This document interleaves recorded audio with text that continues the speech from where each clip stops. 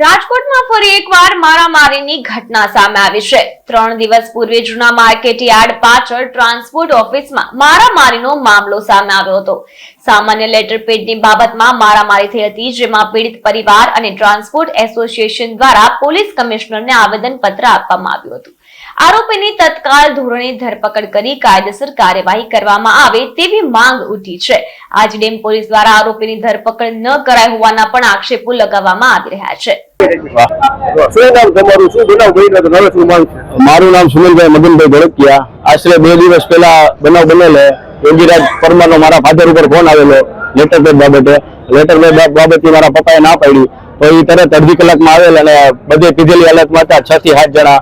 પછી આવીને તરત ધોકા પાકુથી અમને માર મારેલ, મને મારા ફાધરને મને આયા માથામાં મારેલ, હાથમાં મારેલ અને આખી ઓફિસમાં તોડફોડ કરી નાખી। બાર મારી 4 વ્હીલ કાર પાડી હતી, તોડી નાખી, બાઇક તોડી નાખ્યું। આશરે 2.5 થી 3 લાખનું નુકસાન કરેલું।